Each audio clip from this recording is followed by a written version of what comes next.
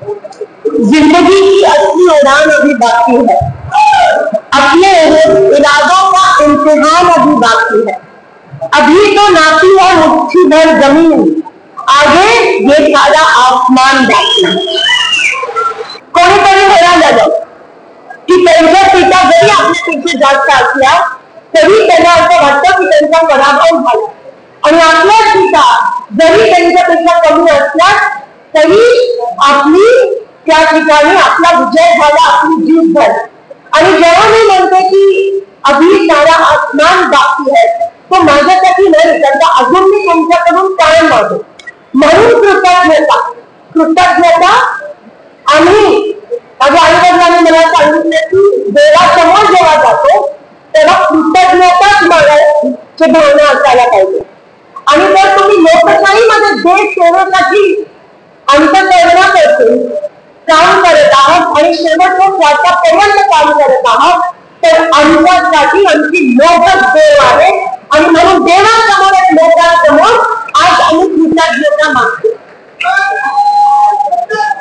जेव्हा मी म्हणते की अभी ये सारा आसमान बाकी है, ते मी माझ्यासाठी नाही, ते मी तुमच्यासाठी म्हणते। कारण का माझ्या स्वप्नासोबत तुमचे पण स्वप्न जोडले।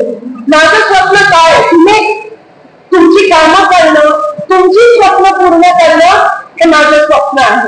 पण मला माहिती आहे की जेव्हा आपला माणूस लोकप्रतिनिधी होतो तेव्हा आपली कॉलेज टाईट होते। आज मी खासदार म्हणून नाही, तुम्ही पण तुमच्या गल्लीत खासदार म्हणून त्या ठिकाणी वावरत असता।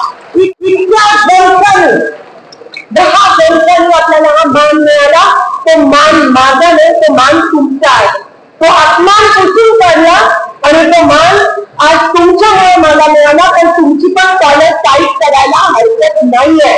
काही भागामध्ये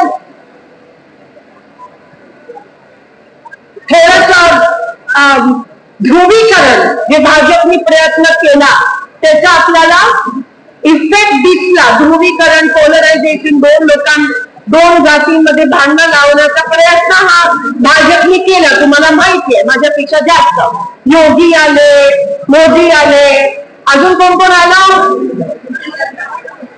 सगळे आले, पण कोणी टिकलं नाही। पण त्यांना माहिती होतं की त्यांच्या हातातून निवडणूक गेली होती, आणि म्हणून त्यांनी असं ठरवलं तर त्याला शेवटी काय करावं, तर जाती जमातीमध्ये भांडणं लावूया, आणि हे त्यांनी केलं। आणि काही प्रमाणात मला असं वाटतं शेवटच्या 2-3 दिवसात काही माझ्या कानावर त्यांच्याकडूनच मॅनेज होऊन लोकांनी शहराचं वातावरण बिघडवण्याचा प्रयत्न केला। आता 3 महिन्यामध्ये विधानसभा निवडणूक आहे, भाजप हा प्रयत्न करणार आहे।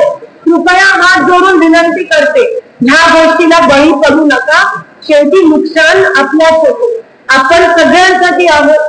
काँग्रेसच्या प्रत्येक कार्यकर्त्याला मी विनंती करते, घरोघरी जा, आणि जर ध्रुवीकरणाला लोक बळी पडत असतील, अयोध्यामध्ये पण त्यांची सीट आली नाही, हे तुम्ही सांगा लोकांना। अयोध्यामध्ये पण येऊ शकली नाही, जिकडे त्यांनी एवढं मोठं मंदिर बांधलं तिकडे पण सीट भाजपची आली नाही, कारण का तिकडच्या लोकांची जमीन घेतली पण त्यांना मोबदला मिळाला नाही।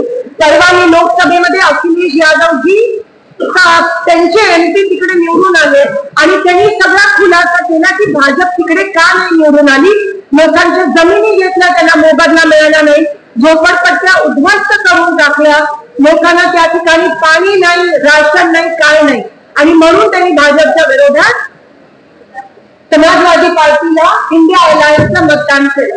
आणि म्हणून तुमची गरज आहे, तुम्ही जाऊन घरोघरी सांगा की जात पातीवर इलेक्शन होत नाही, इकडे बीडी कामगार, यंत्रणा कामगार भुके मारतायत, आणि अशा वेळेस भाजपला फक्त ही गोष्ट जर सुचत असेल तर ते लोकशाहीतला सर्वात मोठा पाप आहे। हे तुम्ही घरोघरी जाऊन सांगणं गरजेचं आहे। माझा जो अनुभव आहे मागच्या 3 इलेक्शनचा, आता काँग्रेसला महाविकास आघाडीला 6 पैकी 4 मतदारसंघात लीड आहे। असं जर झालं तर आपण 4 काय 6 ठिकाणी आपल्या महाविकास आघाडीच्या जागा घेऊ शकतात, पण विधानसभेचं पॅटर्न लोकसभेपेक्षा वेगळं असतं। आणि ती निवडणूक वैयक्तिक ह्याच्यावर मतदान होत असतं आणि म्हणून आपण पुन्हा एकदा तयारीला लागूयात अशी मी तुम्हाला विनंती करते. लोक वैतागले, लोकांना महाविकास आघाडी हवी आहे. 17 पैकी 14 जागा आपण जिंकल्यात. आता विधानसभेत पण पूर्ण सोलापूर लोकसभेत 606 जागा महाविकास आघाडीला मिळायला हरकत नाहीये.